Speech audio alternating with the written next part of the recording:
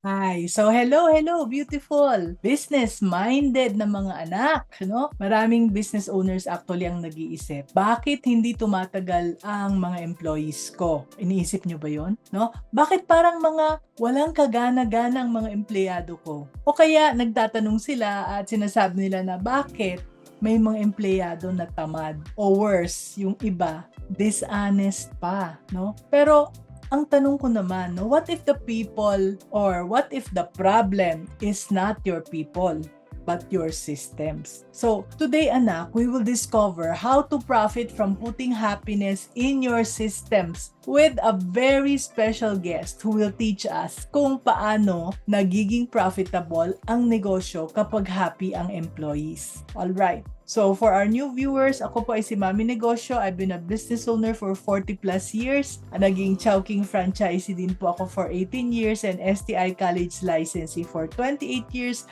Plus yung iba pang mga negosyo namin na more than 20 businesses po ang inumpisan kong negosyo. And that's why I am able to share with you lessons that I have learned from all of those businesses. Now, dahil retired na po ako, I'm just a mentor. Focus na lang ako sa pagiging mentor to help business owners like you para mag-grow yung inyong negosyo easier and faster.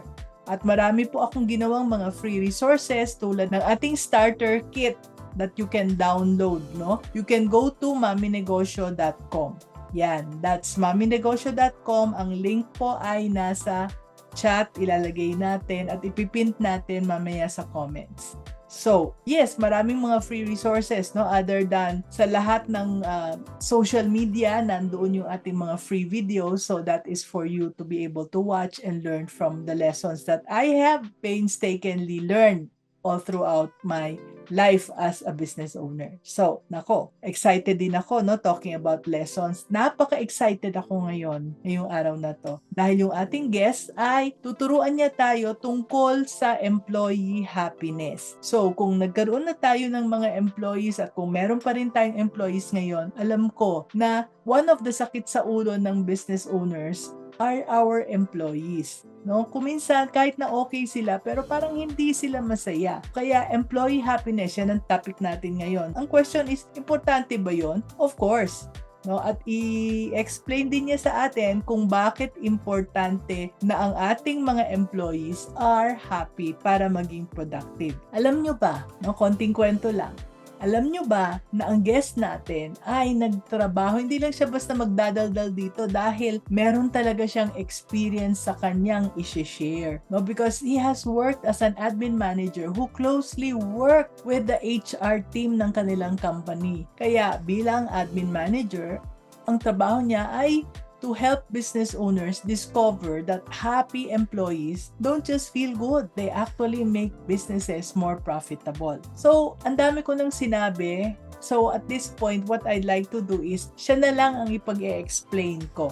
Okay? Kaya anak, at this point, let's welcome my friend, actually a long time family friend, si Coach Jalvi Valdez. Yan, Coach Jalvi, welcome! Hello Mami N, and hello sa mga kanegosyo dito, sa ating mga first-timers and mga regular fans. Hi everyone! Yan. So, before we dive into today's topic, can you share a little bit sa ating mga viewers, a little bit lang about yourself, no? Who you are, what you do, and why you're so passionate about helping business owners put happiness into their systems. Hindi lang po siya nagtrabaho sa admin, hindi lang po siya magaling na coach, he's also a very successful businessman. Pero today, ang topic natin ay employees. Go, Coach! Yan, bakit nga ba coach? So my name is Jalvi Valdez. You'll see me on Facebook, it's Jerome Alfred Lester, but I want you to be my friends. Friends call me Jalvi. Yan, parang be happy. I'm a certified happiness coach, and yes, that's a thing. So I specialize in teaching positive psychology to executive clients and to companies. It's basically teaching the science of how to thrive or how to be happy. And mamaya we can dive deeper into the science, but basically my job is to make people happy. So napakasaya ko sa trabahong to. And I'm also passionate about business.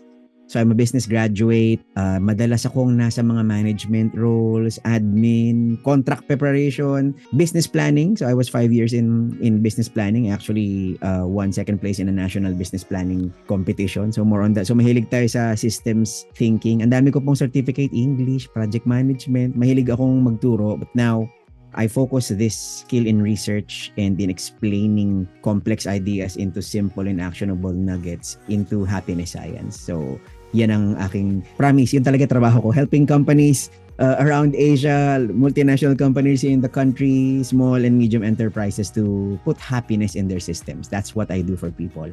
Yan. So, nice to meet you sa mga first time ako makita ngayon. Yan. So, what a pleasure, no, to have you here, Coach, no? And grabe, no, yung happiness, yan ang masyadong, hindi natin naiisip yan, ano? Kasi trabaho tayo ng trabaho, pero talagang kailangan pala natin ng happiness, Coach. That's why you are here today. Okay.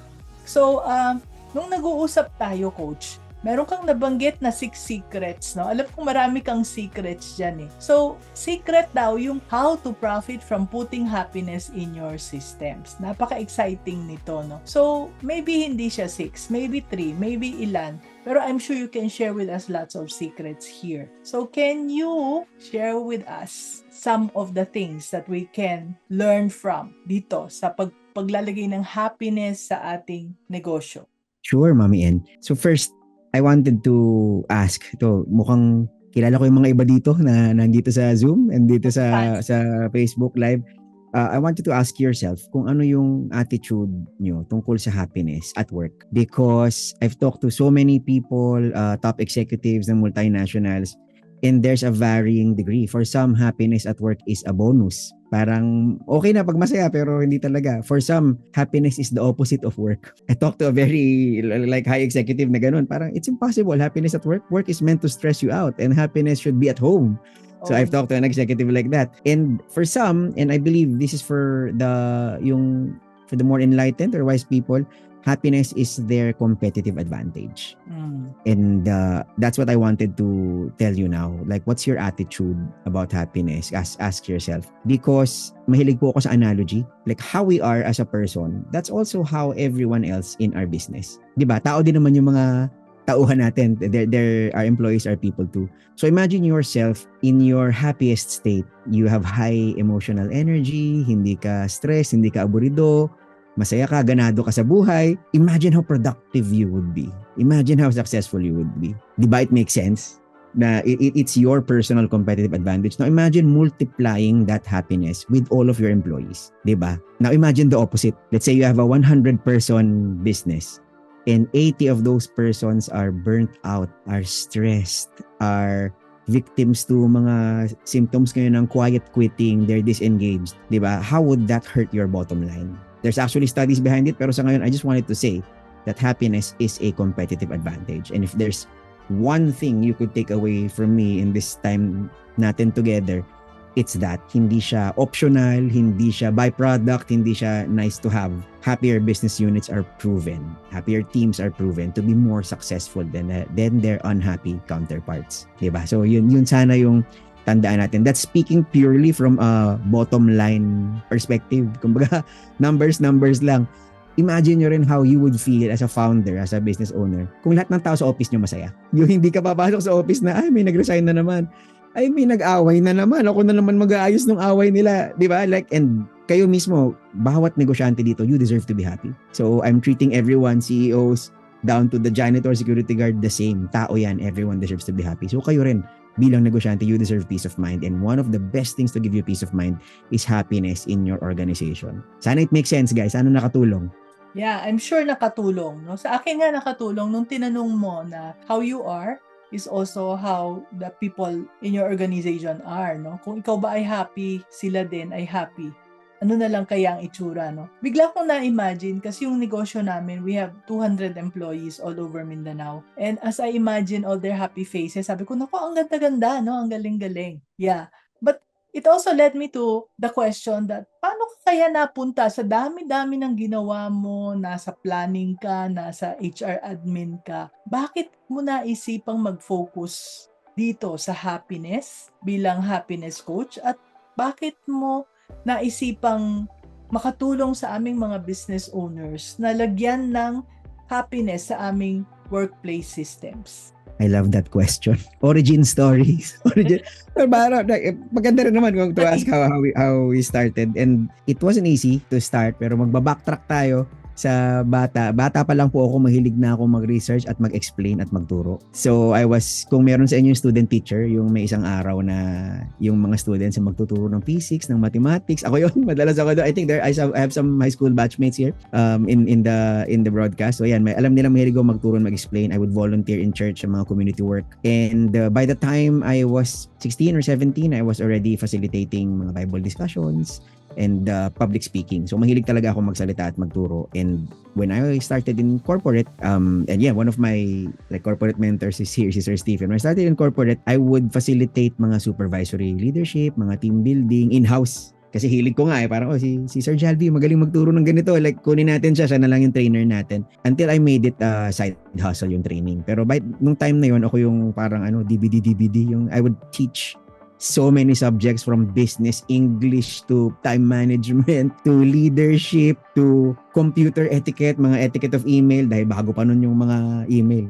I'm dating myself. Now, in 2016, one of my businesses failed. And this was a very difficult experience because I owed my suppliers in the 7 figures. I had to sell my car just to pay off the debt. And then within a few weeks of the business failing, my mom was diagnosed with brain cancer. So imagine from someone who's so excited to get things started, full of energy, to, feeling lost and confused. And I googled something na apparently meron din tayong mga search engine experts dito. One of the most popular Google searches o ngayon ChatGPT searches, how to be happy. And I found out that there's a science to happiness. Take note, when I first learned yung positive psychology, I didn't want to teach it or train it. I just wanted to do it for myself. Kasi ang hirap nung you feel lost, you feel confused, you feel that life is not worth living. Diba? Imagine like a big struggle on the business side and on the family side na nagsabay. And if anyone has a similar experience, I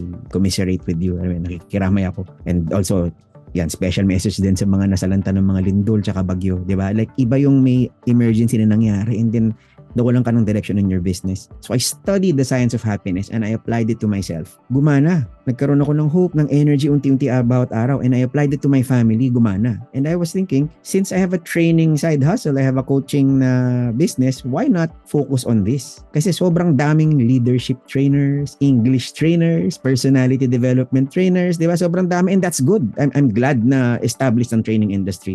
Pero yung nagtuturo ng totoong science to be happy, hindi yung toxic positivity, pero what really works for a happier workplace, a happier family, iilan lang kami. So I chose to do this as a full-time business and thus the Better Happy was born. So yan, totoo nga po, isa po akong certified happiness coach and right now I've worked with thousands of people teaching them simple scientific ways to be happy both at work and at home. So yan, salamat. Thank you for the opportunity to share my story. Sorry, medyo mabigat but just to let you know, my mom survived the cancer. There was damage pero buhay pa naman. Buhay ngayon and in a way, looking in hindsight, things happen for a reason kasi ngayon I'm sharing these painful experiences and kung paano ako nakabangon, sharing from experience and from a scientific perspective pareho sa mga business owners and executives on how to be happy for themselves and for their business. Thank you for that. Thank you for being vulnerable like that, Coach. So, you're talking about science and you're talking about systems. Paano yun? May sistema ba? Science, sabi mo nga, pero may sistema ba? Would you want to talk more about that? Meron talaga. And I was coaching a group of leaders from a German company earlier, a few weeks ago. And we were talking about systems and culture. And na-mind blown sila. I don't know if you can relate to this. Nung sinabi ko, lahat ng company may systems and culture. Lahat. Whether it's 3 empleyado, whether it's a factory with 500 staff, lahat ng company may systems and culture. The difference is kung maayos ba yung systems and culture nyo and kung documented ba siya. I hope that's clear. So for example, you have a milk tea shop, meron ka or franchise, ganyan, meron ka 5 staff, there's systems there, there's culture there. So yung pumapayag ka na malate pero hindi mo pinagsasabihan, that's a system, di ba? Yung nangangako ka na i-increasean mo sila pero hindi mo ginawa, that's a system, di ba? Bato-bato sa langit, pasensya na. 'Di ba? Yung namang may mga positive din naman yung every time may contribute yung tao, nire-recognize mo sila sa harap ng team. Na, ay, ang galing ni ganito, salamat sa contribution niya, yung suggestion niya, gumana. That's a system. So, every business, actually every person has a system. The difference is whether you document it or not. Are you aware of it or not? And pinakamahalaga, is it helping you or not? Again, sa business owners dito, isipin nyo, what are the things that you do and you don't do in your business? What are the things that your managers, di ba? Kung malaki na yung organisasyon nyo, medyo may pyramid na, di ba? Meron na kayong mga manager, mga bisor na under you. Di ba? Parang yan, sina Mami N. What are the things that they do or don't do? What are the things that are okay and are not okay? What are the things that you tolerate? What are the things that you reward?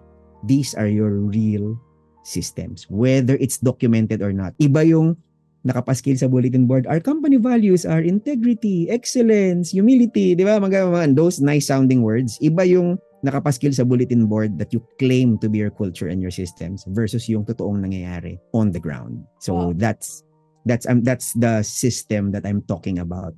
Right. Ayan, hindi tuloy ako makapagsalita. Aray. Ayun ang ibig kong sabihin. No? Yung palang ginagawa namin, no? Tulad ng halimbawa, may mga anak ako, hindi tunay na anak na my children. I don't want to backbite them. But anak na mga clients, mga mentees, mga coaches na nag-hire naman sila ng empleyado pero hindi naman sila nagde-delegate kasi inaako nila lahat ng trabaho. So nakatunga nga lang yung empleyado. System pala rin yun, kultura din pala yun. Although kala nila ganun lang, pero yun lang. System pala yun din ang kultura. Kaya yan din ang nakakatulong o nakakasira sa ating business. Diba? So that's one thing I learned today na hindi kailangan intentional at hindi lang siya nangyayari by accident. And even happiness pala has to be like that. Naku, paano kaya yun? I'm so excited to learn. Okay. I just wanted to remind Mami N na yung systems natin actually nanganganak. Meron niyang level 1, level 2, level 3 consequence. And kung maganda yung system, nanganganak siya ng maganda. It becomes a virtuous cycle. Kung hindi naman, it becomes a vicious cycle. So, I always use family analogies kasi lab ko yung mga anak ko tsaka maka-easier to... For example, yung sinabi niyo po exactly that. Yung a leader takes on too many tasks. Ang nakikita ko dyan, very similar, yung magulang na tinuturuan yung anak paano mag-igib ng tubig, yung mga ganyan, or tinuturuan ng skill, paano magtimpla ng Milo, kunyari ganyan, or paano mag-ayos ng kama, and then naiinip yung magulang. Ako na lang nga para mabilis. Oo. Diba? That's actually a system na you're providing a fail-safe na if the tasks are not done to your exact specification, you do it yourself. Ano yung panganganak nun? Magiging reliant sila. Yung consequences, magiging reliant sila. Or they will be okay with not pursuing excellence because they know sasaluhin sila. Or tatama rin na sila. Hindi nila i-research yung mga tamang paraan. They won't even try. They will now have a fear of failure. Yes.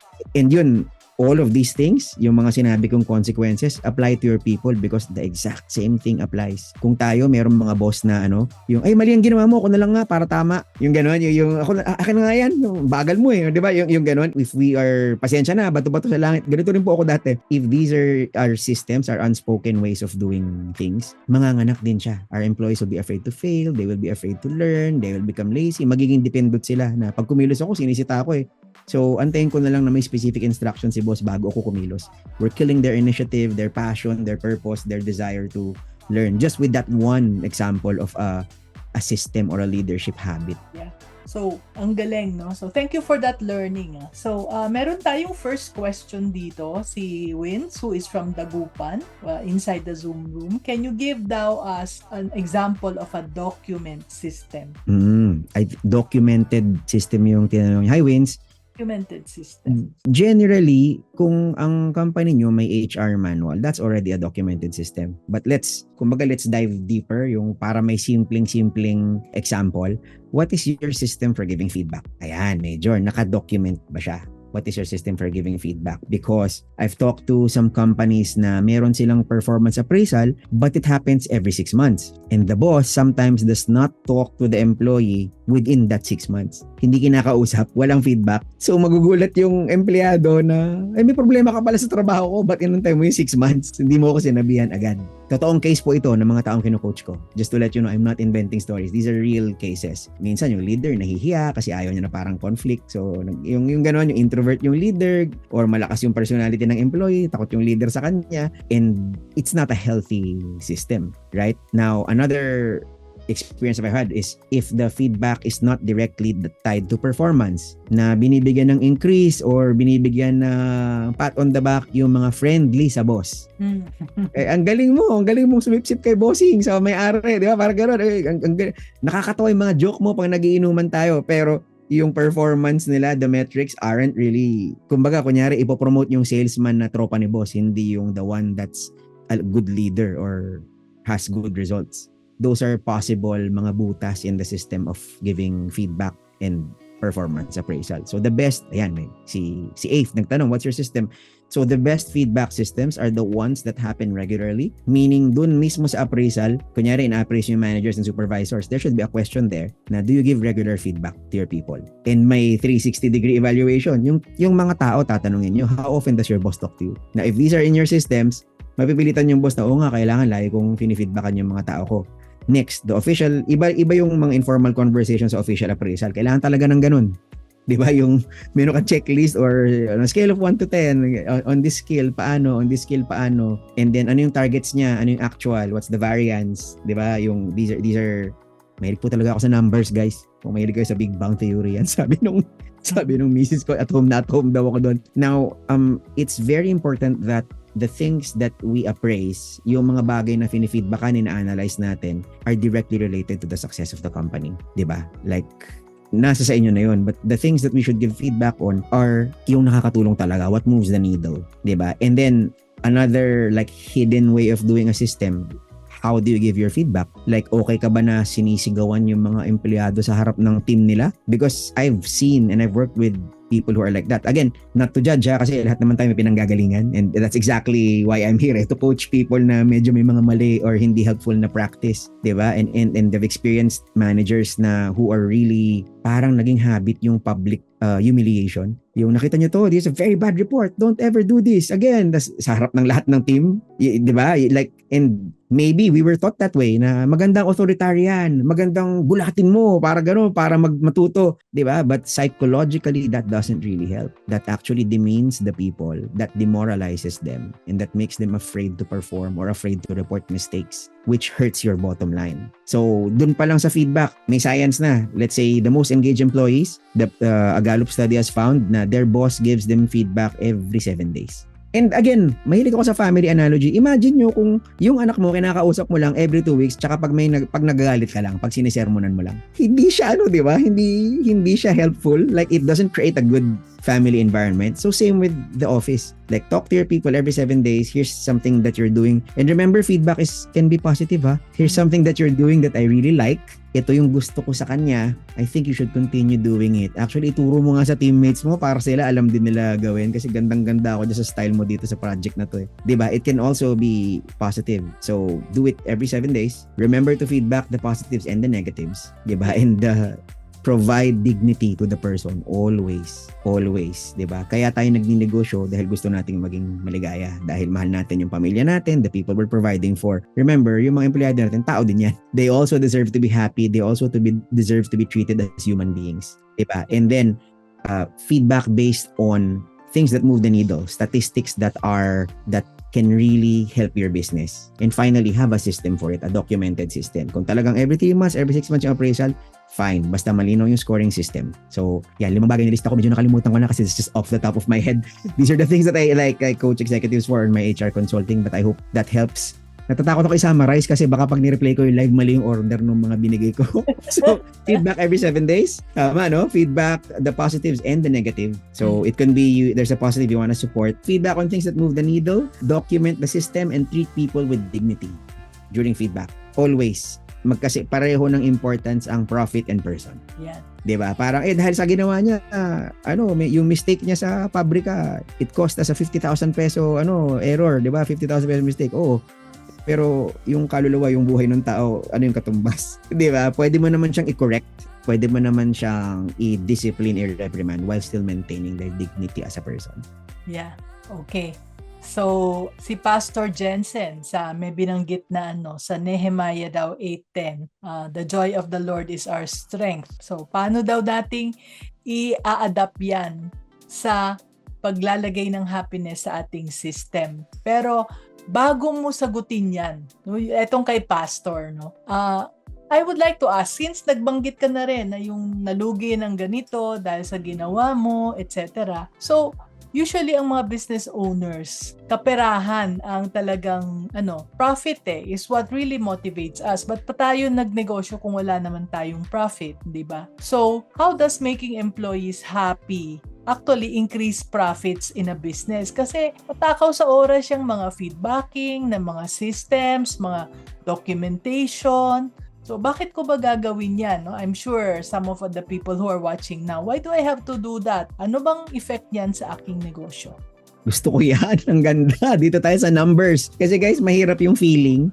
'Di ba? Feeling ko pag masaya yung tao ko, kita kami. Or feeling ko okay lang na ma-stress, 'di ba? Feeling ko okay lang na na-burnt out yung tao ko kasi we're hitting our monthly quotas naman, 'di ba? So, let me just lay down a few statistics kung okay lang. So, happier business units are proven to be more productive.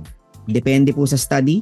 So, for example, there was a study by the Journal of Labor Economics, 12% ang increase in productivity. There are some studies na 18, may ibang 21. The largest study that I've seen was done at Yale University, 50% increase in productivity. If ang happy team versus unhappy team, imagine. Now, according to Gallup study, dalawang study ng Gallup, happier business units have 10% higher customer ratings. Imagine nyo pag ma-increase nyo yung 10% yung satisfaction ng customer nyo. That means repeat business.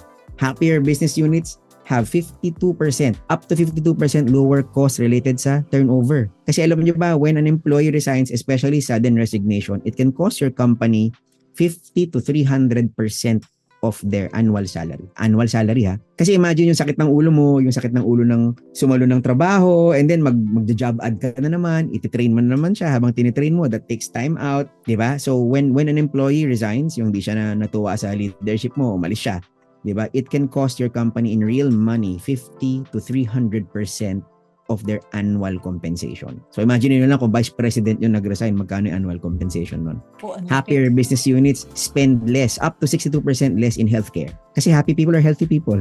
Happy people love at reporting to work, diba? Now, there was also a study from Stanford Business School na happier business units are more likely to have a higher shareholder return. So, taas kamay dito yung mga nag-IPO na, yung meron ng mga stocks, yung incorporated na, those who have gone public, there's a very much higher chance na your shareholder value is higher if your company is happier. Now, according to the University of Michigan, ang mga happier business unit din is more adaptable to setback, failure, crisis, and disaster. Mas marunong bumangon against failure. May product kayo na nilaunch, hindi gumana, di ba? Or nasalanta kayo ng natural disaster, mas resilient. According to UC Berkeley, di ba? Ivy League tayo ngayon. A happier worker in sales is likelier to close more deals and likelier to create more repeat sales. Imagine if you're leading like a real estate agency, yung sales agency o dun sa mga insurance, mga financial advisors dito, this is proven to close more deals and repeat more. Kasi syempre pag maaliwalas yung aura mo,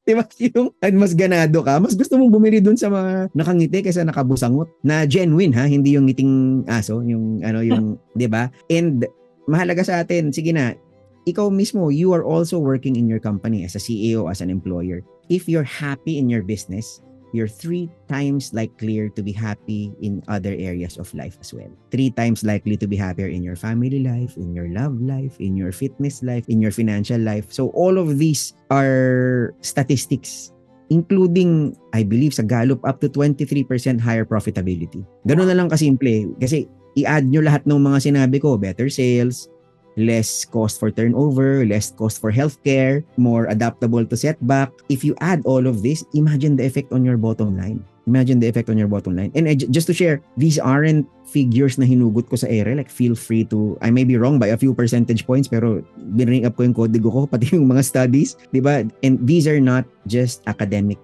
things. I have proven this in my practice. In fact, serendipitously. So there was a BPO that I coached for 6 months and naghahanap kami, ano ba yung metric? Sabi ko, gawin ko kayong case study. What are metrics that we can use? Kasi dahil iba-iba yung type of team nila, iba-iba yung metrics. Kasi may sales, may customer service, di ba? May technical support, di ba? Pag sa BPO.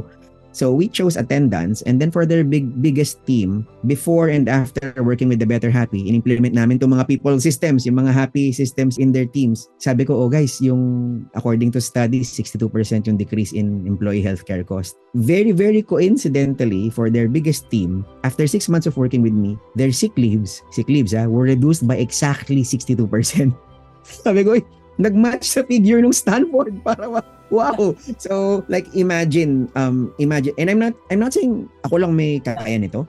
I am saying that there is proof for happiness. Imagine yung added productivity, yung less stress ng boss, yung less stress ng owner. Kung just because they love their work and they're happier and healthier, they take less sick leaves. Malamang yung iba doon, mental health break, di ba? Yung sobrang lakas ng migraine pero dahil sa stress talaga, psychosomatic, hindi talaga physical problem. So these are real numbers from real clients of mine and real studies by the most reputable institutions. As in, magpakita kayo sa akin ng negosyante na sinasabi na mas maganda ang negosyante ko kapag stressed ang mga tao.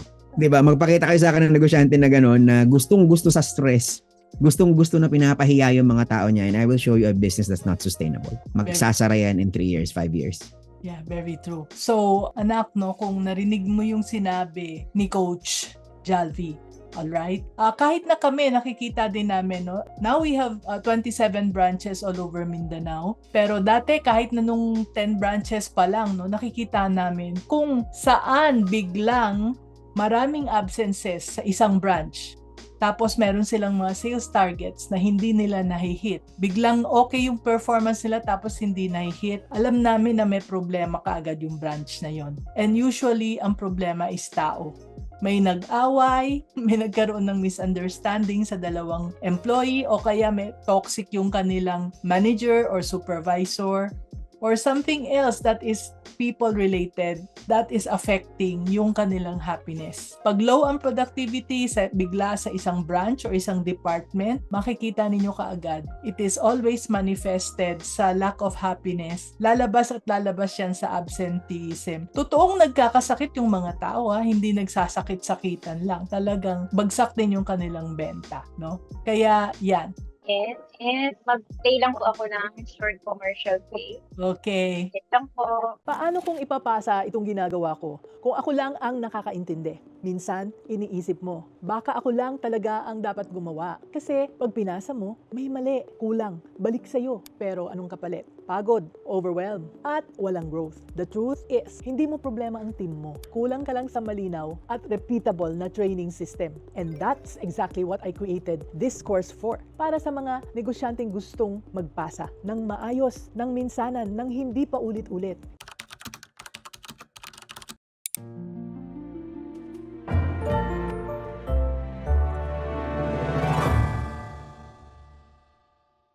Yan. So thank you very much, no? Coach, at this point, I'd like to go back to the question of Pastor Jensen. Yan. How can we adapt now? How can we adapt that Bible verse in putting happiness in our system? I think it's ito babasahin ko yung kala ko Peter to, pastor pala. So hi po Pastor Jensen. So from Nehemiah, the joy of the Lord is our strength, and correct me if I'm wrong. I think you're meaning here na how to input a culture of faith or prayer or in our company, kung ganun, like for business owners, if that's what you're asking. And I would say kung ito po yung tinatanong nyo, I would say that it really depends on you what type of culture that you want to build in your company, 'di ba? Kasi some business owners, they want to be very, very specific sa faith nila. So I talked to an HR expert, meron talaga siyang clients na may prayer meeting required. And having these systems attracts a different type of person, di ba? And there are some business owners who are very supportive naman sa faith, whatever your faith is. So talagang inaalala nila yung, let's say, our Muslim brothers and sisters kapag may Ramadan, yung gano'n na they respect the diet, the fasting, di ba? And that's okay as well. Kasi like giving people the freedom to practice their faith is it makes a psychologically safe environment, di ba? So if your question is like how to put faith into your business systems, then I would just simply say that let people practice their faith or their lack of it. So it becomes a trade-off between your personal beliefs and your business. Kasi the more specific you want to be, like for example, I want all of my employees to be a member of this specific church. Di ba? Maraming denomination tayo ng mga Christians eh. If the more specific you want to be, the more people you filter out na, sige ganito, kahit na magaling to, dahil hindi siya member ng church na, hindi siya mag-apply sa atin. Diba? The more specific you want to be, the more you can filter people out. So it's a balance of how specific you want to be with your own faith and how inclusive you want to be in the organization. So having said that, Pastor, ako mismo sa executive clients ko, like one of the first questions I ask is, how is their spiritual life? Kasi it's proven talaga that prayer can decrease stress, can give us a more lasting happiness.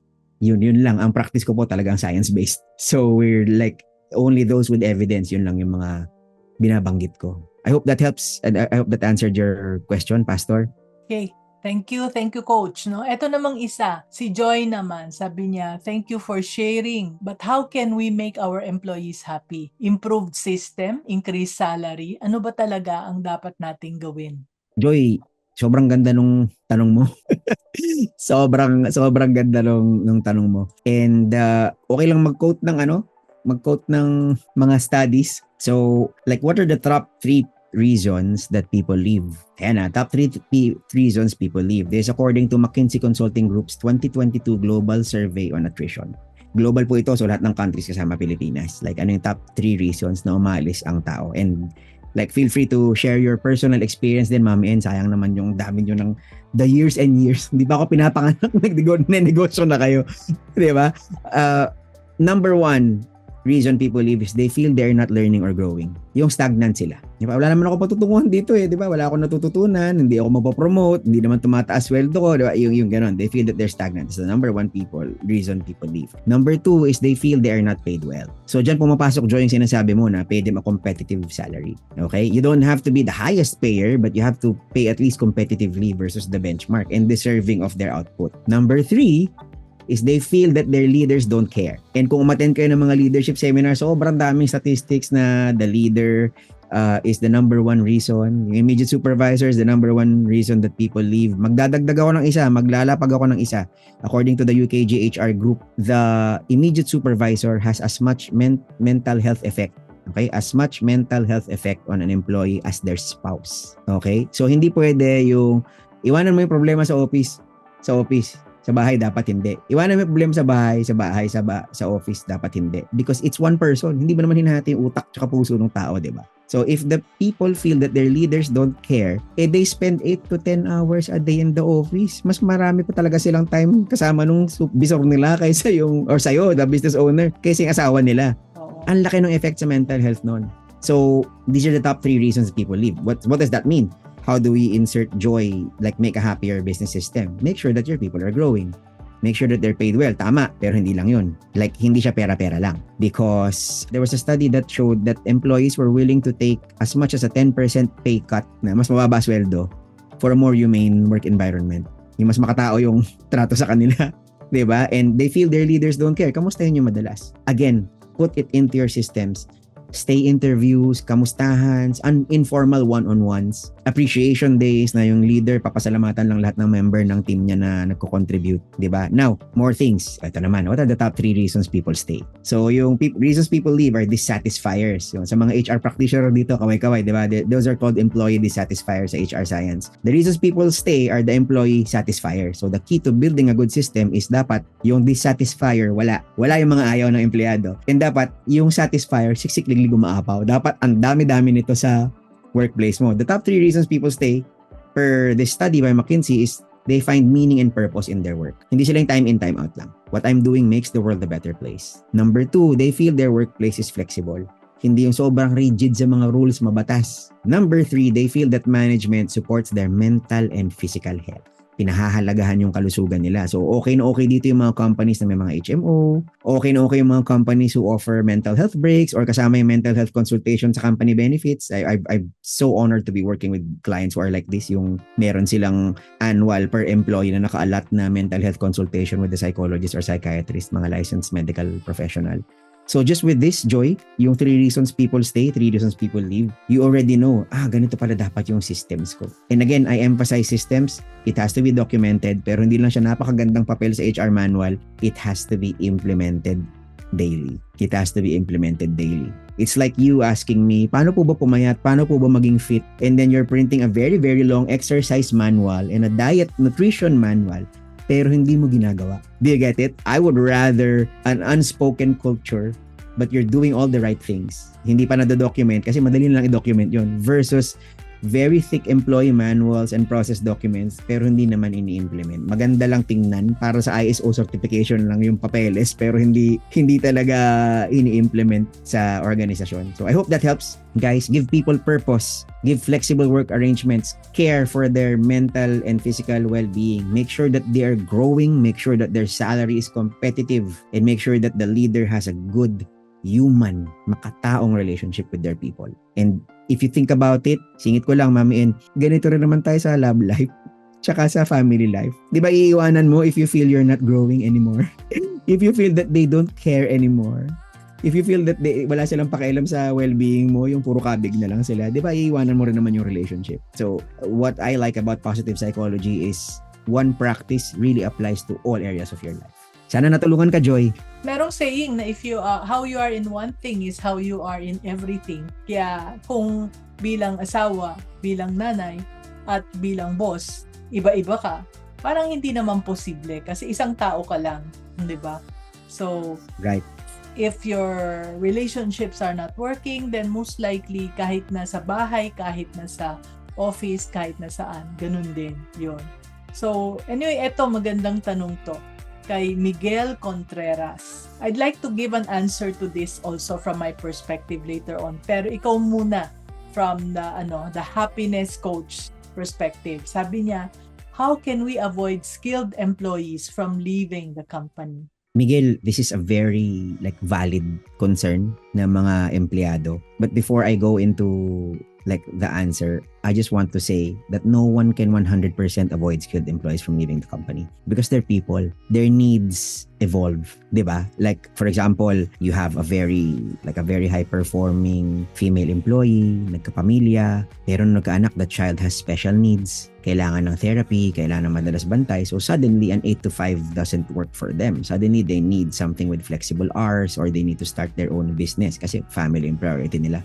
And just because of these differing priorities or different life stages, I hope you understand, Miguel, because of these, hindi mo talaga sila mapipigilan na umalis. And in fact, kung talaga may malasakit ka sa kanila, papakawalan mo sila ng maluwagang loob because they are chasing their dreams maybe of moving to a different country or having a business or just simply because there are family needs. There's a sick family member that they need to take care of. Gusto ko lang sabihin na ganun, walang hard and fast way, and actually a good boss will always do what's best for their employee. If what's best for the employee is sige, magnegosyo ka na or sige, doon ka na sa kabilang company, mas mag-grow ka doon eh. 'Di ba? Or mas maraming opportunities doon for X and Y, training or going abroad, 'di ba? Depende sa priorities niya. Then that's what we should do. Now, as to that question, mahalaga yung relationship. Like, may tiwala ba sila sa'yo? May tiwala ba sila sa company ninyo? Diba? And actually, sinagot ko na kanina yung top 3 reasons that people employee leave. So, actually, I believe if those are 100% handled in your company, hindi natin ma-avoid ang resignation as business owners. Imposible talaga yan. Imposible. 'Di ba? Yung pinakasalan nila, kunyari, taga Luzon, yung asawa, taga Mindanao, doon siya lilipat. Hindi talaga siya pwede mag full-time job sa'yo, 'di ba? Like we can never avoid an employee resignation. But as business owners, as responsible employers, what we can avoid is a painful resignation. Yung hindi nagbaburn ng bridges, yung hindi may tampuhan. And it's simply by treating them well, Miguel. Parang ganun lang. Like, just treat them the way you would want to be treated. Tsaka mo nadagdagan ng science na sense of growth, sense of purpose, competitive salary. Just treat them how you want to be treated. I hope that helps ha. I mean, I'm not oversimplifying it. Ganun din talaga siya kasimple. Kayo po, Mami N, gusto ko lang malaman yung sagot nyo. Yeah, kasi ito yon, no? Nangyari din sa amin yon. We take care of our people. Pareho tayo ng passion for human resources, for happiness of employees, etc. Pero dumarating din yung oras na hindi na natin kaya yung sweldo. At yung empleyado naman, yung skilled employee na yan, let us remember that yung needs nila nag-grow. Pwedeng nag-join sa atin, binata pa siya, pero at a certain point, yung anak niya ay magka-college na. Hindi naman natin pwedeng dahil skilled employee siya, yun din at yun ang ibabayad nating sweldo dahil bilang binata, tapos pagdating ng kanyang needs na magiging tatay na siya ng isang college student, siguro times 10, times 100 nung original na sweldo niya. Pero ang ating business naman ay hindi naman nag-grow ng 100 times.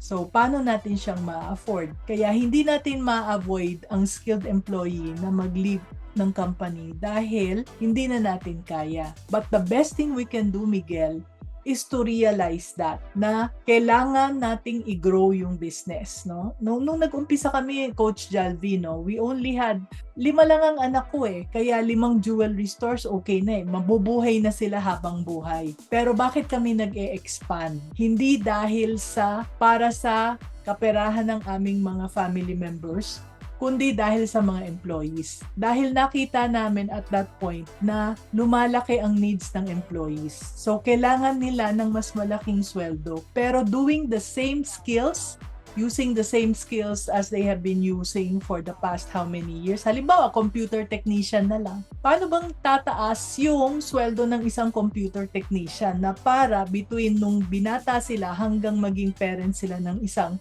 let's say, nursing na estudyante, hindi talaga kakayanin kung computer technician lang sila. Pero if we grow our business so that magkaroon tayo ng maraming mga computer repair shops, no? Tapos mapopromote itong ating technician na maging probably a supervisor, a manager, or a technical person who can do training, who can go around and look at the other aspects of our business, then yung kanyang kikitain ay pwedeng lumaki para makahabol doon sa kanyang pangangailangan. Kaya I have a book that says Grow Your Business Pinoy. If you look at my mommynegosyo.com, you will find that book. And one of the things that I'm teaching there is, hey, sabi ko sa Pinoy, grow your business, not because of you, not even just because of your children, but mainly because of your employees, because their needs will grow. Whether you like it or not, their needs will grow. Kaya grow your business Pinoy because you owe it to the people, especially to the people who started the business with you. Dahil mag-grow talaga ang kanilang families and ang kanilang needs. So yun yung sagot ko, no? Kahit paano mong gawin yung mga systematize and anything that tinuro ni Coach Jalvi, totoo yan. Pero pag ang negosyo natin, hindi natin mag-grow, hindi tayo makakahabol. Pero sa totoo lang, talagang may aalis at aalis din. And agree talaga ako kay Coach, no? Kailangan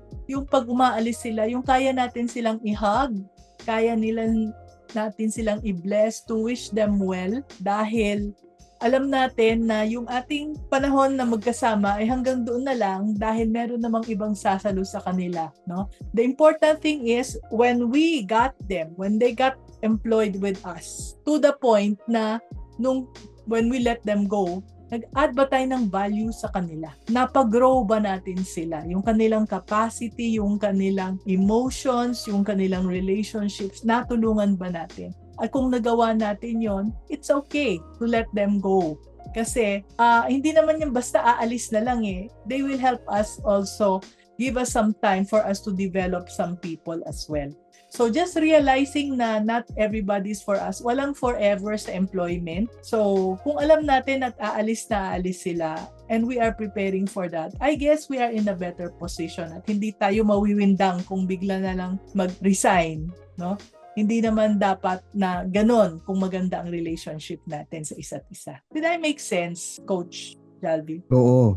I love the experience. Sana all 5 lang ang anak. Gusto namin sana mag-5 eh. Pero hindi kinaya. But I'm like, first, Mami, and I'm honoring you for really building your business with yung may malasakit sa iba. Kung okay lang po magdagdag para sa mga tao na takot na iwanan ng mga employees. Wala naman kayong dapat ikatakot kasi when your systems are okay, when your business model is good, kumbaga you have a good product, it's sellable, you're competitive, okay ka sa marketing, sa operations, sa finance, diba, your cash flow is good. If your business flow is good, lagyan mo lang ng malasakit, meaning you care for your people, you have good relationships, it could develop in ways you'd never imagine. So one of my clients, ang bongga pag nagpa-training, yung may smoke machine. First time ko narana, para akong wrestler. Yung pagkakit ko sa stage may usok. Yung dun sa client na. Ang bongga. And then I learned that their provider for yung lights and sounds and this big LCD screen, para ako nag-concert talaga sa may usok, gave it to my client, a BPO. Yan, so pangalanan ko na, so shout out kay Ma'am Marge Aviso sa Telework PH. They get discounted lights and sounds setup from their supplier because the supplier used to work at their company. Oh. At dahil maganda yung resignation, kumbaga love na love niya yung company, love na love niya yung mga executives, nung nagkaroon siya ng sarili niyang negosyo, ngayon may discount, may friendly rates in perpetuity yung itong BPO, itong call center na ito. And that wouldn't have been possible if the company did not treat their employees well. So okay, matakot. Baka yung umalis sa inyo na empleyado, baka yan pa yung business partner mo, baka mamaya masimaman pa sa'yo yan, tapos yan yung maging kliyente mo. Siya pala yung pagpo-providean mo ng service. In the future, di ba, walang mawawala and you have everything to gain just by being a good person. Just by relating to other people well with malasakit. Promise. So true, no? Alam nyo ba na marami sa aming mga employees who used to work with us before, now they're in a better place and they come back and buy jewelry from us. Kaya, di ba, ang saya-saya. Tapos, ang nakakatuwa pa, yung bigla na lang mag-a-apply yung kanilang mga kapatid, mga pamangkin. Ngayon, kanina nakausap ko, pati apo nag-apply na sa amin kasi nga, ini-endorse ng kanilang mga lolo't lola na kami yung naging employer nila noon. Diba? Ang saya. Ang saya. Yes. So, ano pa ba? Okay. So, eto naman, Miguel, I hope it helped, ha? Ito naman si Wins uli, no? Paano po ba, Coach, i-separate from making the employees happy or just pleasing them? And as employer, takot po akong ma-take advantage. Like if pinabale mo, tas bale ng bale. Yan. Sagutin mo ito, Coach Jalby, kasi meron akong isang client na yun ang nangyari sa kanya. Hindi siya makahindi. Tapos, bale ng bale hanggang ngayon. Tapos pag lumalaki na yung bale, inaalisan na siya. So si Wins may tanong, actually pati si Kath nag-follow-up question, no? Same question daw, how to have boundaries para hindi ka ma-take advantage. And this is a multifaceted question. Oo. Kasi just first I wanted to ask, yung sinabi ni Mami N kanina na how you are in your personal life is how you are in business. How you are in small things is how you are in big things. So I wanted to ask muna, how are you as a person? 'Di ba? Kasi hindi pwede na in your romantic relationships martir ka, in your family relationships, people pleaser ka, pero sa business biglang authoritative ka or very courageous or may healthy boundaries. It just doesn't happen that way, 'di ba? So if you want to set healthy boundaries, start with your personal life. I know this is a negosyo podcast and interview, but that's really the key. A lot of problems of managers and business owners can be solved through personal development. Yung maayos yung level of courage, yung healthy boundaries. So just by as a person, not even as a boss, as a CEO, as a founder, just by as a person having the courage to say no, laking bagay na. Yung marunong ka mag-reject ng tao na hindi ka natatakot na mapahiya o na magtampo sila, ang laking bagay na nun. So that's the primary and main answer. How you are as a person is most likely how you are in business. Kung people pleaser ka, kung takot ka mag-set ng boundaries, takot kang tumanggi, kung may martyr, or messiah complex tendencies na, sige, alagaan ko kayong lahat. Di ba? Parang gano'n, may mga gano'n akong kilalang negosyante. Then, people will really take advantage of you in business if that's how you are as a person. But the wonderful thing is, our personalities can change. Don't let anyone tell you otherwise. The science of neuroplasticity says that our personalities can change. Pwedeng introvert ka, after 2 years, 3 years, naging ambivert or extrovert ka na. Pwede yun. Promise. Don't let anyone tell you otherwise. I will fight them. Say, okay? As in, sorry, peace. Ayoko lang fight. But our personalities can change because there's such a thing as neuroplasticity. Nag-change yung the way that we think. Yes. So, wag kayong matakot. And it starts with practice. Practice saying no unti-unti. Practice setting healthy boundaries as a person. Now, if you wanna dive deeper, kung gusto nyo ng tips and tactics, again, mas nauna ang mindset and attitude versus tips and tactics. Mindset before skill set. Kung gusto nyo ng tips and tactics, then maglagay kayo ng policy. So I advise the business owner, ano ang problema? Bali ng bali. Ano ba maximum mo? Kasi you can set policies na pwede ka lang bumali kung wala kang outstanding bali for the past 60 days. Diba? If that's a policy written in stone, tapos hindi mo pinapagbigyan, by creating a very solid HR manual or an employee manual, it's not you na tumatanggi, it's the rules. Parang hinand over mo yung hiya doon sa papel. Na pasensya ka na, tingnan mo, ito yung papel, oh. Diba? Ito yung policy natin on bali. Kailangan wala ka outstanding bali for the past 60 days bago ka bumali ulit. And then, ang maximum bali mo is 50% lang of your monthly sweldo if you make a solid rule for employee advances. Minor example lang to, employee advances.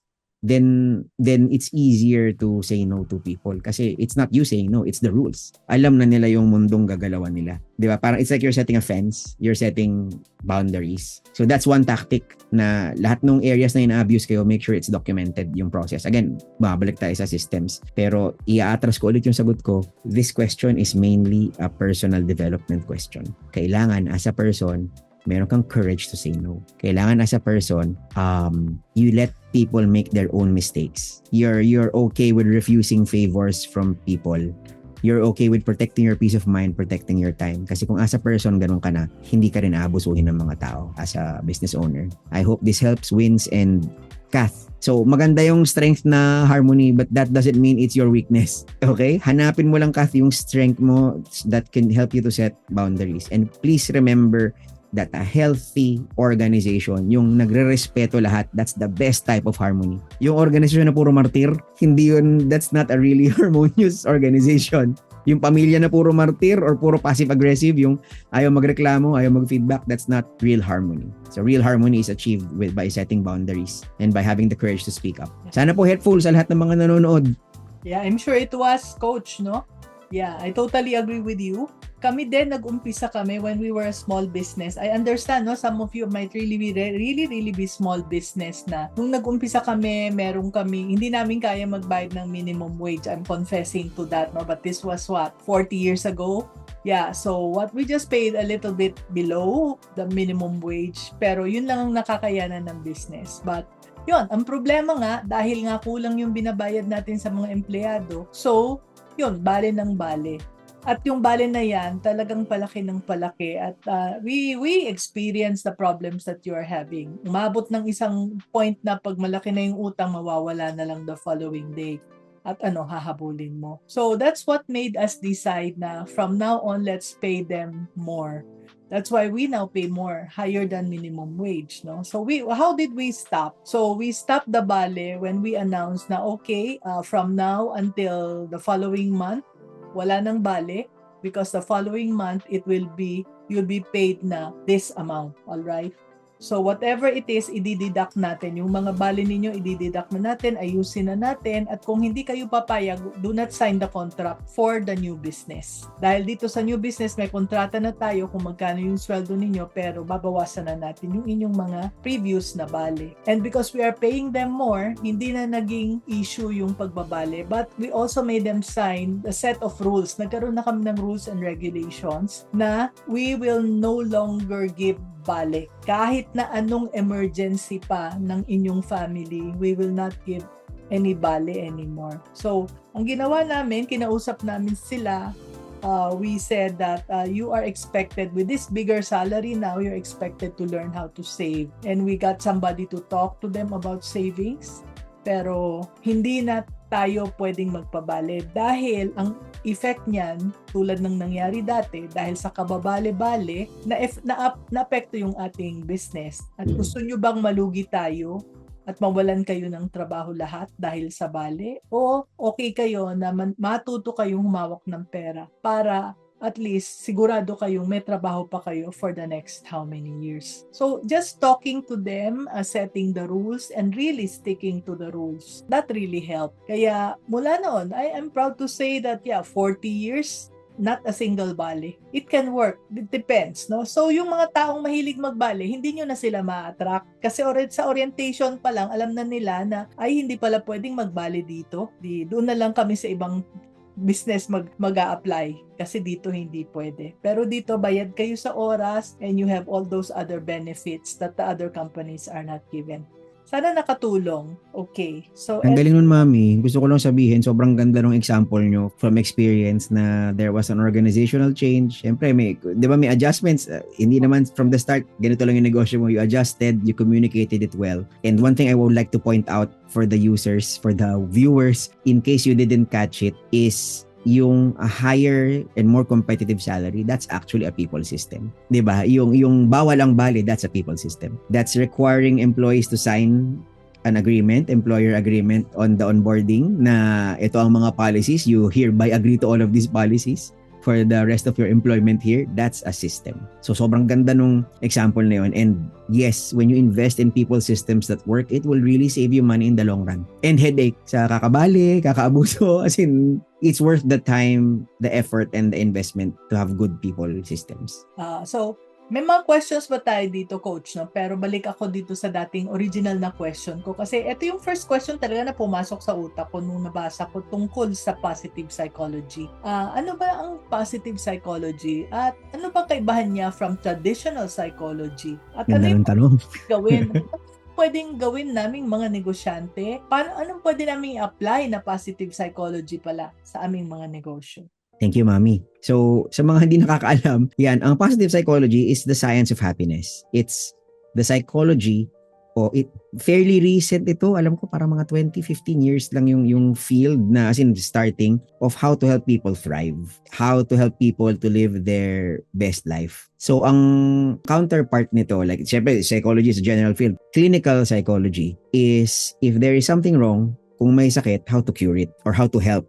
How to use therapy. Hindi lang naman kailangan gamot. I mean, how to use therapy to help. So if you were to look at things on a spectrum, ang clinical psychology is the umbrella. Ang clinical psychology can help people who are not okay to do okay. Ang positive psychology helps people who are doing okay to do great and to fly high. Yung positive psychology or science of happiness, nagagamit din siya sa mga tao who are not doing okay. Pero a very, very important reminder, and if you would allow me a quick public service announcement, is for anyone na you see maybe grappling with mental illness, yung mga red flags na gano'n sa empleyado nyo, sa family niyo, dalawa lang po ang pwedeng magtumingin dyan, psychologist or psychiatrist. Not even a happiness coach, not even a manifestation, abundance, goals coach, strengths coach, unless they are also a doctor na licensed psychologist or licensed psychiatrist, hindi nila pwedeng tingnan. Because I know people na, and I'm sure si Pastor will agree. Other people, family and friends, social support can help sa mental health issues. Pero pag sickness na siya, kailangan magpatingin sa doktor. Kasi doktor yan, sila lang may alam. So, yung clinical psychology is really a field na when yung curing people, helping people who have these issues. But in that whole spectrum, yung hindi ka okay, gusto mong maging okay, or okay ka naman, yung isang kahit santo ka, medyo good naman yung business, pero gusto mong maging energized, excited, thriving, and fulfilled sa buhay, that's where positive psychology really works. Yeah, thank you for the clarification. So, balik tayo sa questions natin. Ito si My PC. Sabi niya, as a coach in a company, how could you encourage the employee if they no longer find meaning and purpose in the work they do? How can you give back their happiness? Tayo ba Ang lalim naman ng tanong. ang nagdapat na magbigay sa kanila uli ng happiness? I think natumbok nyo, Mami. Kasi as an employer, we can only do so much. Wag mo naman akuin yung happiness ng tao. I think it's not a healthy expectation. As long as you're doing your best and you're creating a good and fulfilling workplace na competitive yung salary and yung lahat ng mga diniscuss ko kanina, maganda yung feedback, may growth, it can be, it's not you, it's them issue. Diba? Kasi meron talagang mga tao na, kunyari nurse, ayoko na maging nurse, gusto ko maging programmer. Di ba? Like, no matter how hard you try, if you're operating a clinic, di ba, and talagang nurse lang yung job description na pwede niyang gawin doon, wala kayong job opening for a programmer, you have to let that person go. Kasi they don't find meaning and purpose in their work anymore. Baka mas something lights them up better. So having said that, I talk about in my workshops a triangle of purpose. If you could just answer the question, how is their work making the world a better place? Ano yung naiambag niya sa mundo? That is a very big help. And if you could also ask them their question, kausapin mo sila na para saan ka ba nagtatrabaho dito? Who are you providing for? Ano ba yung mga goals mo sa buhay? Because if the best leaders are able to link the personal goals of their staff with the business goals. It can be as simple as, pag na-meet natin yung quota natin, meron kayong 14th month pay, tapos pag nakuha mo yung 14th month pay, finally, you can afford that Nintendo Switch 2 that you've always wanted. Alam mo yun, pwedeng ganun kababaw lang, but as long as you're aware of their goals, you can insert yourself in that meaning and purpose conversation better. Pero so, hindi naman tayo nag-uusap ngayon directly, my PC. Ano kaya name mo sa totoong buhay, my PC? Like, that's the generic advice that I can give kasi I don't know the specific situation. Baka may context po naman, di ba, mami, na hindi natin alam. Pero but just as an advice for leaders here, as long as you're doing your best as an employer to treat your people with respect and to give them a humane working experience, huwag kayo masyado mag-alala. Kasi meron talagang people who might be ungrateful. Meron talagang people who may pinagdadaanan. Di ba? Hindi sinabi sa inyo, naghiwalay na pala sa asawa or gano'n. Di ba? And that's the reason why they're sad at work. It's not your responsibility. Our people's happiness is always our personal responsibility. They're responsible for their mental health. You're responsible for your own mental health. Huwag mong i-burden yung happiness ng iba. As long as you're providing a good and human working experience. Oo. What I can see in my PC is kausapin kung bakit they are not finding meaning and purpose. Kung minsan masyado silang, sabi nga ni coach, may pinagdadaanan, pero meron tayong mas mataas na perspective, mas malayo yung mas mataas ang ating pananaw sa situation, lalo na kung we are older than the person. So we can let them see things from a different perspective. Kaya baka kung minsan yun lang kailangan lang kausapin. Pero kung talagang choice nila na hindi maging masaya, choice nila yun, hindi tayo yun. Yan. So ito si Tors, coach, no? Sabi niya, meron po akong naging mga staff na nagnakaw. Meron po akong tinanggal, pero meron din po akong pinagbigyan. My question po is this, meron po ba lang system or isang system, or ano po bang dapat ang system? Once mahuli mo ang staff mo na nagnakaw, regardless maliit man o malaki po, anong take mo dito, coach? Hi, Tors. Actually, ito yung magandang example nung yung sinasabi ko kanina na invisible system. Kasi dun sa nagnakaw, dalawa sila kunyari, bakit yung isa tinanggal mo, ba't yung isa pinagbigyan mo? Diba? Is it the amount? Is it dahil mas friend mo yung isa? Or is it dahil high performer yung isa? And because as a leader, whatever we tolerate, kung ano yung pinalagpas natin, it becomes the company culture by default. Alright? Let me repeat that. As a leader, whatever you tolerate, ano yung pinalagpas natin, it becomes the company culture by default. So, kung by default, the invisible message that you sent is, kung high performer ka, okay lang magnakaw. Kasi pinagbigyan mo di ba? Or kung ka-close mo, kung champs mo si bossing, okay lang magnakaw. Those are the invisible messages that you sent. It becomes your invisible system now. Yun na yung naging company culture. Yun na yung naging people system. Di ba? And Tors, I'm not blaming you kasi as business owners, dami natin iniisip. Minsan, we're just trying to do the best that we can and the best decision that we can. So now, to move forward, the system is what you do. Yun yung gusto kong i-emphasize sa'yo. Kahit na gaano ka-detalyado ng HR manual nyo, pero hindi mo naman sinusunod. Hindi siya system, di ba? So first, it's what you do. What do you tolerate? And a way to do this is just to think about all of the things that happen in your business. Ano yung maganda, ano yung hindi maganda, and then ano yung policy ko dito. Yung mga late, o mga high performer, paano ko sila i-reward, o mga nagnanakaw, or mga kung ano man, mga Mobile Legends habang nasa opisina, kung ano man, isipin nyo lahat ng nangyayari sa company nyo and then how far will I tolerate this? Ano yung policy ko? 'Di ba? Because I know some companies na bawal mag-Mobile Legends during work hours, pero dahil alam namin gustong-gusto nyo yan, every 2 months meron tayong Mobile Legends tournament. 'Di ba? Kumbaga, in a way, they showed their employees na we hear you, we see you, pero these are our boundaries. 'Di ba? Kaya yung sinasabi ko kanina, set your boundaries. So, Tors, yun, hindi kita masasagot directly, pero ang gusto ko lang malaman, bakit mo pinagbigyan yung isa? Kasi that will send a hidden message to your people. Okay lang pala magnakaw if blank. But again, you can change. Company policies can change. Kasi pag nasa manual mo na ang piso pareho sa 1,000 piso, 'di ba, na nagnakaw, it's automatic. And for the mga dole concerned here, or yung mga may alam sa dole, it has to be well documented. Like first offense, notice to explain, first offense, 'di ba? Second offense ganito. But we have to remember also na parang terminable offense yung pagnanakaw kasi breach of trust yan as long as you document it and as long as malinaw yung penalty. So bigyan mo siya ng due process. So kung pagbigyan mo man, it needs to be for a very, very good reason. But be very careful kasi again, as a leader, what you tolerate, what you do and what you don't do, it becomes the company culture. Because I've also talked to some people na yung HR mismo, itong offense na to dapat suspended ng 3 days. Malinaw sa manual na may offense yung empleyado. Yung HR manager mismo nagsusumbong sa akin. Tapos, ano nangyari? Dun po sa 3, yung 2 pinarusahan ni boss, pero yung isa dahil ka-close niya, hindi niya pinarusahan. Sabi, palusutin na lang daw. Nakikita mo yung culture. It now becomes a toxic culture na palakasan lang pala kay boss eh. Diba? So I want you to, mukhang marami ring kwento si Ma'am N dito. So Tors, sana nakatulong. Hindi ka dapat mag-focus sa system, mag-focus ka sa sarili mo as a leader. What do you tolerate? Ano yung pinapalagpas mo? Ano yung okay sa'yo? Or ano yung, para masaya naman, ano yung vision mo ng best possible business? And then you make your policies based on that. Based on a workplace that will make you happy as a boss. Yeah, Sana nakatulong. Oo, thank you for that. No? Halatang gusto ko nang mag-share. Coach. Kasi ito, yung question, no, tama yun, no? Kailangan meron tayong rules, kailangan first offense, second offense. Lahat yun dapat nakawritten. At I draw the line kasi sa honesty.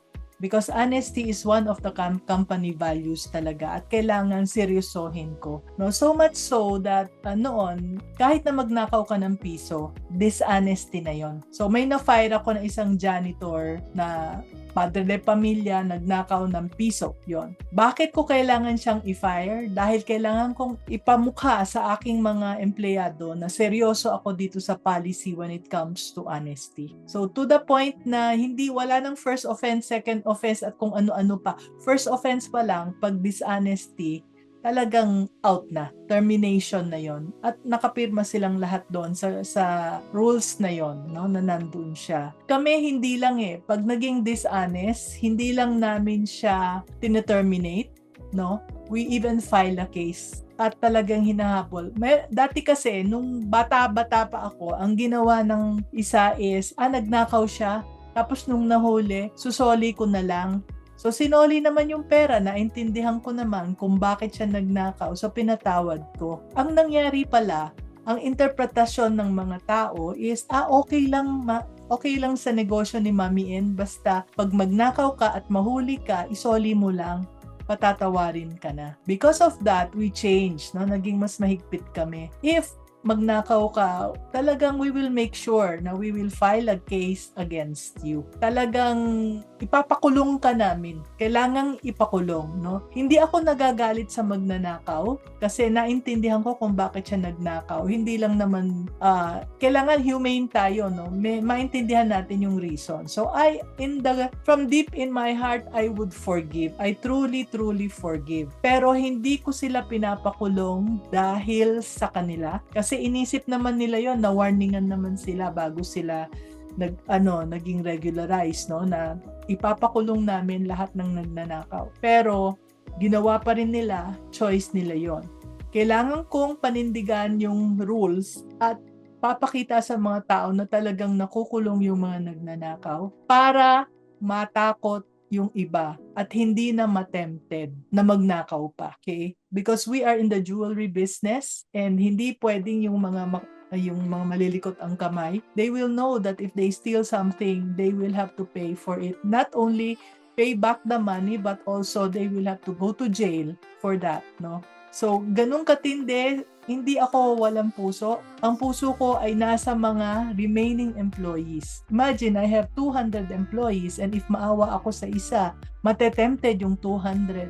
Paano na lang yung 200 na families na magiging affected? Sana isipin natin yun, no? Na kapag naging mabait tayo doon sa isang tao, sino yung na-affected? Hindi lang siya, yung iba na affected din. And ang paniniwala ko is honesty is a value. Kaya yung nangyari doon sa example mo na nagnakaw, tapos pinatawad mo, tapos nagnakaw uli, ganun talaga. Once na okay sa kanila yung value na pagnanakaw, gagawin at gagawin nila uli yun. Kaya it does not pay to be able to just let them get away with it.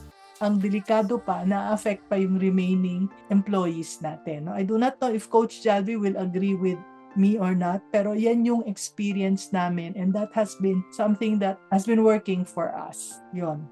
So, may sistema ba? Ang tanong mo, Tors, may sistema. Ikaw ang gagawa ng sistema. Yun. No? Meron pa nga, meron pa nga nagnanakaw ng siopaw. Dati meron kaming chowking. Nagnanakaw ng siopaw. Kinakain. Nagugutom. No? Tapos nahuli na sa CCTV. Dinala pa kami sa DOLE, ni-report pa kami dahil illegal termination. Pinakitaan namin ng CCTV, no? So yun, that is another case na hindi na namin siya pinakulong kasi gutom talaga siya kumain ng siopaw. So yun. Hindi lang isang siopaw kumain lang ng siopaw tapos pinakain pa niya ng siopaw yung kanyang mga kasamahan. And that is something already abuso na masyado. Okay. So, Coach, etong si Abel, how can we pay them higher if yung sales po is not the same as high? Manila and province is different rate. Talagang mas mataas din ang sales sa Manila compare sa province. That's why hindi din kayang taasan sahod ng employees pag dito sa province. Kaya, isa din sa reason kaya sila umaalis at hanap work Manila. Ganda nung tanong. Parang naging employment, nasaan yung happiness? Pero Abel, I mean, this is a valid question. And I just wanted to say na, again, employees are free to dream. Kasi, syempre, ang sales dyan is proportionate to the cost of living. Diba? Whatever your province is, it's proportionate to the cost of living. So, whatever you are giving, as long as competitive yung salary. Ayoko na sabihing minimum wage kasi minsan hindi na matagal i-update yan ng gobyerno eh. So, but as long as competitive yung salary, whatever you're offering, most likely, it can help people to survive in your province. Diba? So, it's not a you issue. Like, if people want to go to Manila for a higher salary, it's them. Kasi, gusto nila, kunyari, gusto ko magkakotse, meron silang pinag-iipunan. O gusto ko yung anak ko mag-aaral sa Ateneo. Halimbawa, ganun, di ba? Yung meron silang pinag-iipunan. So, hindi siya, parang I think, wag mong problemahin yung hindi problema. Like, we can't do anything about minimum wages and different cost of living in the province. The best that you can do is to give a competitive salary, to build good relationships with your employees, and possibly to provide additional perks na hindi necessarily financial, like mentorship sessions with you. Diba? Bigyan mo sila ng kopya ng mga libro ni Mami N. Basta bayad lahat Diba? Like, or mga family day, halimbawa, ganun. Like, na as long as if the culture is very fulfilling and happy, trust yourself na ma-attract mo yung people who are appropriate for you. Okay, thank you, Coach. Ito na yung ating last question, no? Kay Lori Min Ang. Paano po ba yung kung sa supplies ng company di sila nagmamalasakit, Mami and Coach? Always ko sinasabi sa kanila na kailangan maging malasakit dahil syempre lumalaki ang expenses po. Yan. What can you Ano ibig sabihin nito, Lori Min? Like, sila? Mag-gastos sa supplies? Ganon? O kumukupit ba yung mga bond paper inuuwi? Ganon? Like, I don't know. Magastos lang sa supplies. Oo, magastos sa supplies. This is a very, kumbaga, ang tanong dito is it depends. Ang sagot dito is it depends. Depende sa situation mo. Kasi it could be a lot of things. Like, pwedeng from the employer point of view, walang malasakit sa supplies, pero pwedeng from the employee point of view, ito yung jobs that they need to do, documents they need to print, kulang yung supplies na binibigay sa kanila. Diba? Like, I don't know kasi I don't know your specific situation. Ang masasabi ko lang is, mahirap din yung magsabi ka lang na kailangan may malasakit. Parang, these are just words Try to model it. try to model a frugal living, try to model, and I'm not saying that you're not like this, like yung science of memetics, our employees, our children, our friends, they will do what we do. So if they see you na nagtitipid ka or na you're being very frugal with the supplies, they will try to emulate it. Again, hindi natin alam yung packing small box, inalagay sa big box. Ayun, may specific na. Then it's all about systems. Kasi ang tao nagbe-base siya sa system. Pag binigyan mo sila ng rules na okay, this item, ganitong size, big box, ganitong size, small box. Alam mo 'yan, para sa airport, 'di ba yung carry-on luggage na yung may bakal bago magpila na kung hindi kasya dito yung bag mo, kailangan mo siya i-check-in luggage. 'Di ba? So pwede ka maglagay ng ganon na wala na to sa happiness but I am also a systems thinker na meron kang kahoy, pag kasya diyan sa small box lang. In your case, the opposite, pag kasya diyan sa small box lang. And kung hindi sila sumusunod, ibalik natin doon sa mga tanong ng previous people, what will you tolerate? 'Di ba? Are you gonna give them a notice to explain? Are you gonna reprimand? Are you gonna reprimand them? Are you gonna charge salary deduction yung cost difference ng big box versus small box kasi nagsayang sila 'di ba? Like these are many things. But I wanted to again parang step back kasi nawawala na sa expertise ko pero I hope nakatulong yung mga sagot but I wanted to step back and say na depende talaga to sa work culture. Sobrang halaga ng people systems. There must be a hole in the culture or in the rules. O baka dati may nakalusot, hindi na pagsabihan, 'di ba? Or hindi sila na penalize that makes people very lax about your systems and about your resources. So, kusapin mo lang din. Ba't ba tinatamad ka bang isingit sa small box? 'Di ba? Para kasi mas effort 'yon, 'di ba? Yung hanapin mo yung angulo na magkakasya siya. Tinatamad, ano bang nangyayari? Sayang pag big box ang ginamit mo, 'di ba? And talk to them. Kung naalala mo kanina, talk to them. Like if they will feel more beholden to you, more loyal to you if you talk to them often. Hindi ko, again, not judging you, Lori Min, kasi baka naman madalas mo talagang kausapin, but a good alignment conversation na kinakamusta sila sa goals nila, nagbibigay ka ng feedback, that builds a relationship of trust with your employees versus supervisor na kinakausap lang yung employee pag may reklamo. That's not a relationship, actually. So, Lori Min, yun, I hope it helps kasi kung nagbigay ka ng rules, hindi nila sinusunod, tanungin mo sa sarili mo yung next, bakit sila hindi sumusunod? Again, most of leadership, most of management is a personal development thing. Maybe may pinalagpas ka, maybe may pinagbigyan ka, or maybe ayaw mong parusahan, ayaw mong like ako, kung if you used like a bigger box for this amount of packaging na may cost difference, charge them for the cost difference. But I don't want to talk about like penalties and I want to talk about you as persons na yung may courage to set boundaries and may relationship enough sa empleyado na nakikinig sila sa'yo. Same yan sa anak. Ang kulit ng anak ko, lagi hindi sumusunod. Lagi ko naman sinasabi, paulit-ulit na lang. Baka hindi ganun kalalim ng relationship mo. Diba? That is possible.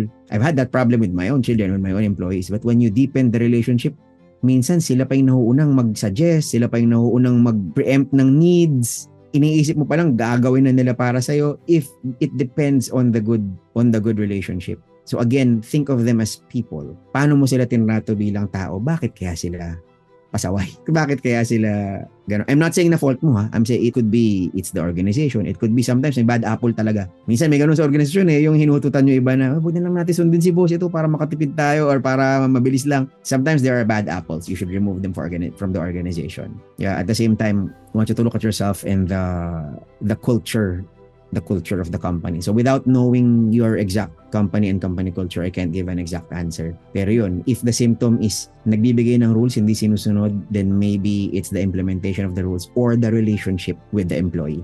Right. Lori Min, sana nakatulong ha. Good luck din sa business mo. Oo, I'm sure nakatulong. Yan. Okay. So Coach Jalvi, balik tayo sa happiness talaga. Is there anything else you would like to teach us about putting happiness into systems? Yeah. I just wanted to say na napaka-important ng role ng CEO. Napaka-important ng role ng founder, ng negosyante. Kasi ang happiness, hindi siya ina-outsource sa HR. Ang HR tumutulong lang yan. Like for example, yung feedback, yung appraisal. Kapag ang nag-appraise sa tao, yung direct boss nila, and then pinuri yung ginawa nilang maganda, and then tinrato sila ng may dignidad, and then yung feedback for improvement naman, di ba, na this is medyo kulang ka dito sa aspeto na to, here's how we can improve it, let's make an individual development plan or PIP, personal PDP, personal development plan, personal improvement plan, iba-iba yung tawag sa company, basta may plan for them to improve, then they will feel trusted, they will feel seen, heard, and respected. Machi-check natin yung trusting relationship, and they will be the most loyal and productive employees that you can. So it's the human experience, everything that I said, yung salary. Another thing is appreciation and gratitude. I'm a very, very big fan of appreciation and gratitude. Walang mawawala sa'yo na mag-thank you. Hindi yan uso sa Pilipino di ba? Yung minsan kahit sa asawa na salamat ha, araw-araw pinagtitimpla mo ako ng kape. Like I talk to like a manager client na ganun, na parang 5 years na siyang pinagtitimpla ng kape ng asawa niya every morning without palya kahit may sakit. Never once siya nagpasalamat. Like bakit? Kasi alam na niya yun, coach. Diba? Oo, wag mong i-assume, pasalamatan mo. As in, I always teach this to my clients, thank you, name for why. Pasalamatan mo in your own language or dialect, diba? Kung Kapampangan ka, di Kapampangan, no? Diba? Pasalamatan mo, sabihin mo yung pangalan, and sabihin mo kung bakit mo siya pinapasalamatan. You will be amazed at ang gaanong aura sa office or sa bahay, ang gaan ng aura if you show appreciation. Another thing is the intention. This is something I teach my students na very important for a happy workplace, is whatever the communication is, it's appraisal, it's an instruction, it's feedback, it's comments on a report, it's a request, it's a follow-up, whatever the communication, make sure na kasama sa intention mo to respect the other person. So check yourself whether your intention is to actually communicate o maglabas ng sama ng loob. Kasi syempre lahat tayo, darating tayo sa point na ganun, na if something bad happens, sometimes we say things or we write things without pausing, hingang malalim, so that ang communication na bibigay natin is always makatao, versus ginawa natin silang tissue paper na ipupunas natin sa sama ng loob at tatapon. Diba ganon? So just treating people with respect actually makes people happy. Saying thank you to them makes people happy. And then yung sinabi ko kanina, yung purpose. So if there's two things to remember, it's the appreciation and the purpose. Tandaan niyo mabuti yun. Yung purpose, like alam nila na yung ginagawa nila may naambag sa mundo. Alam nila na yung ginagawa nila nakakatulong sa buhay nila. Like for example, in my job, flexible work arrangements, kaya masusundo ko yung mga anak ko. Check. Or in my job, may bonus kami if I perform well, kaya mapag-iipunan ko yung dream vacation ko. Check. Yung nalink mo yung trabaho nila dun sa mga goals nila sa buhay. So ano yung prerequisite dun? Alam mo yung goals nila sa buhay. Hindi yung parang bayaran lang siya na instrumento or object. Diba? Like treat them as persons. Ask them ano yung pangarap nila. Having this bond with them and this sense of purpose really makes people happier in an organization. So yun, appreciation and purpose and meaningful feedback. Yan, kung may tatlo man, appreciation, thank them regularly, reward people who do well and acknowledge them in front of others. Purpose, make sure that their work they see as meaningful. And number 3 is feedback. Kasi like the study shows na a boss needs to give meaningful feedback hindi yung ikaw tanga-tanga mo talaga. That's not feedback, guys. That's di ba? That's not feedback. Meaningful feedback is it's specific, it's respectful, and it gives a next step. The third one is feedback. Giving feedback every 7 days has shown to be a very, very big factor in increasing engagement. So, may isisingit lang ako na ang tagal ko nang hinahanap ng study na to, papahanap ko nga ulit sa AI kasi nabasa ko siya before, may ko magbasa ng studies. But there was a group of people who identified as healers. Napakataas ng job engagement nila. So a group of people in a hospital who identified na what do you do for a living? I heal people. Pakitype nga sa chat box or sa live kung ano palagay nyo yung profession nila. So yan, they're working in an office, and then what do you do for a living? Sabi nila, I heal people. Yan daw yung purpose nila. So, masaya sila. They're one of the most engaged group in the company. Ano sa palagay niyo yung profession ng mga tao na to? Na when asked, what is your profession? What do you do for a living? Sabi nila, I heal people. Or we are healers. These people were janitors, but they were working in a hospital where they were trained to smile and start conversations. Kasi sinasabi, hindi ka lang tagalinis ng tumapon na gamot or ng mga bodily fluids na nasa bedsheet, gano'n. Hindi lang yun yung trabaho mo. Everyone in this hospital helps people to heal. So binigyan sila ng protocol nung parang pagpapasok kami, dala kang map. Hi, patient name. I'm ganito. I'll be your janitor for this morning, tapos ngingitian mo sila. Syempre, pag ganun, di ba, ngingitian ka rin ng pasyente, di ba? Sobra silang fulfilled sa trabaho nila because the company made a clear link between what they do every day and how they make the world a better place. Paano sila nakakaambag sa lipunan. Di ba? So imagine if you could do that for your people. Walang janitor lang ako eh.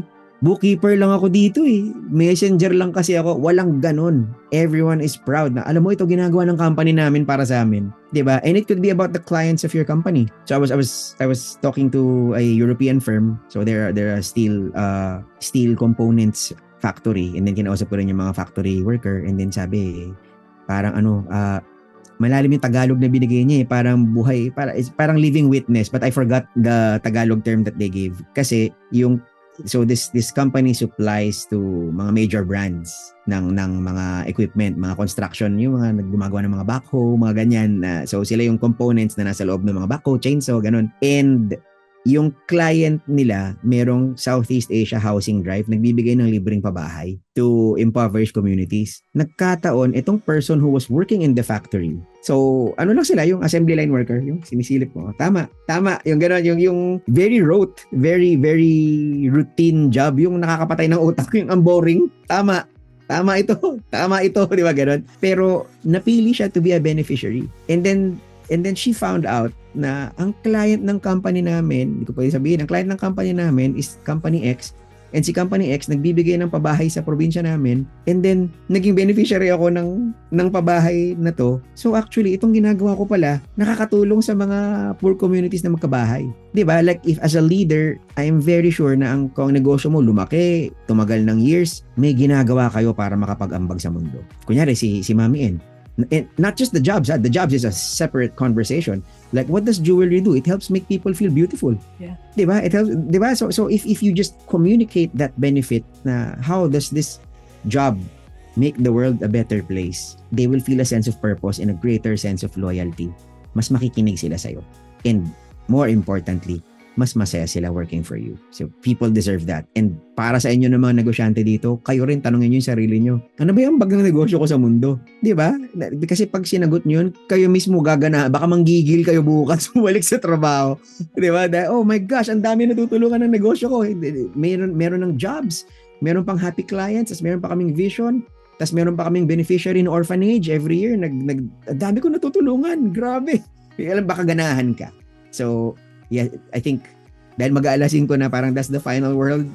Okay, For me, if there's 3 things that you could do to put into your systems, it's a system for appreciation, it's a system for feedback, and a system for purpose. Building a sense of purpose in your people. Give them meaning to their work. Hindi siya pera-pera lang. Walang trabaho ever na pera-pera lang. If you put that additional layer of meaning, your people systems will be super profitable, super productive, and will be a great place to work. Okay, thank you so much. And I know we have learned so much from Coach Jalvi. No? So Coach Jalvi, if yung mga nanonood natin ngayon, they still want to learn more from you, how do they connect with you? Napakadali pong spell ng pangalan ko. Siguradong magkakamali lahat dito. Sanapin nyo lang po ang Jalvi.Valdez. I-share din po yata ng team to. Jalvi.Valdez sa Facebook, sa LinkedIn. Connect with me. And you can subscribe to my email list on my website, thebetterhappy.com. Yan po yung pangalan ng aking company, www.thebetterhappy.com. I think the team is gonna share this. I'd like to ask you if there's anything you'd like to promote. If you want to get a quick look at your systems, kasi as business owners, we optimize our operations, our cash flow, our sales, our marketing, napakahalaga ng lahat ng yon. Maybe we don't have a way of checking our people systems. I created the CEO's People Systems Scorecard. Within 5 minutes or less, you will get a quick idea of how you are with your people systems and what you can improve para people are engaged, are involved, are loyal, are productive.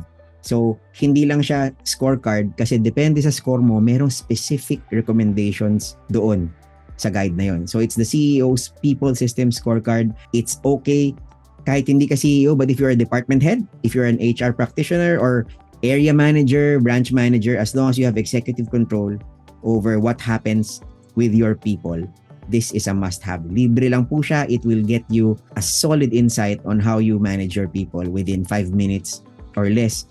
So, ang URL po niyan, pumunta kayo sa betterhappy.com/scorecard. Yan, betterhappy.com/scorecard para i-download yung free guide na yan. So please do connect with me, subscribe kayo sa email newsletter ko, add me on Facebook, on LinkedIn, i-message nyo ako, mag-comment kayo dito sa live.